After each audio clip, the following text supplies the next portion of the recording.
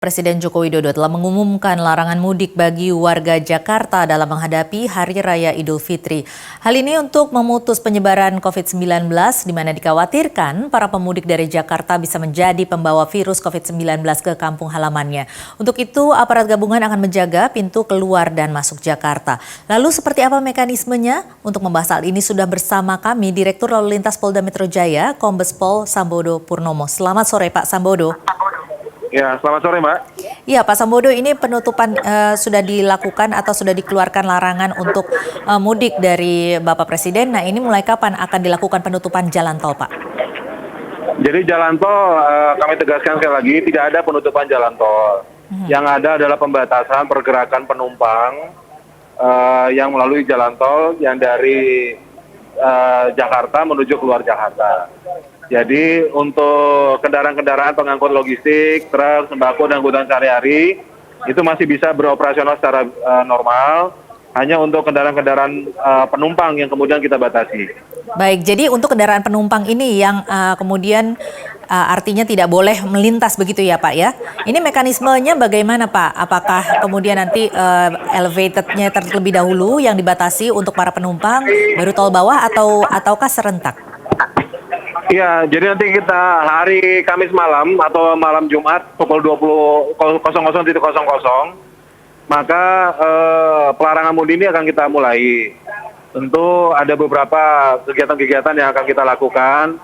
Di antaranya kita akan membatasi pergerakan penumpang yang menuju ke Jakarta di 3 titik di tol, yaitu di Cikarang, kemudian di Cimanggis, dan di Bitung. Termasuk juga ada 16 titik nanti untuk di arterinya.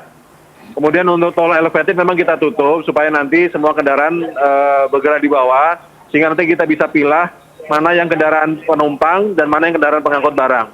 Kalau kendaraan penumpang yang menuju ke Jawa, karena memang tidak boleh mudik, nanti semuanya kita akan keluarkan di Cikarang Barat. Kita kembalikan ke Jakarta. Jadi ini benar-benar pembatasan pergerakan penumpang ini seperti apa definisinya Pak? Ya seperti itu, nggak boleh ada yang keluar dari Jakarta darah mudik jadinya Mbak. Jadi memang tolnya tidak ditutup karena masih bisa melintas kendaraan-kendaraan untuk untuk seperti kendaraan-kendaraan yang mengangkut tangan, tetapi untuk penumpang ini tidak boleh ya Pak ya. Nah ini apakah ada sanksi-sanksi yang diberlakukan Pak? Ya kita putar balikan Mbak sanksinya. Jadi sebenarnya ini hanya kalau ada penumpang yang memaksa bagaimana Pak? Ya kita harus jelaskan dulu memaksanya mengapa gitu. Kan sudah jelas nggak boleh mudik. Jadi dalam arti di sini berarti ada kasus-kasus tertentu yang akhirnya dibolehkan. Seperti apa itu Pak? Kalau ya kepolisian, kesehatan, kemudian konvoi TNI Polri, militer, kemudian ada 10 kegiatan di dalam PSBB yang memang diperbolehkan. Tentu kita akan kita perbolehkan asal menunjukkan dokumen yang sah. Jadi hanya pihak-pihak tertentu saja ya Pak ya? Iya betul. Jadi kalau untuk warga biasa seperti itu yang untuk mudik ini benar-benar tidak boleh? Tidak boleh Mbak. Nah ini bagaimana sanksinya kalau tetap memaksa atau melanggar ini, mereka tidak mau mendengarkan himbauan atau teguran secara halus ini? Karena terbukti seperti selama masa PSBB ini kan masih banyak tuh Pak yang tidak menghiraukan begitu ya, karena hanya teguran-teguran saja. Apakah nanti akan ada sanksi yang lebih keras begitu? Sanksinya kita putar balikan Mbak. Untuk sanksi yang lebih keras ini nunggu putusan pemerintah. Jadi tidak lebih tegas dari itu tidak ada ya Pak ya? Hanya minta untuk putar balik saja?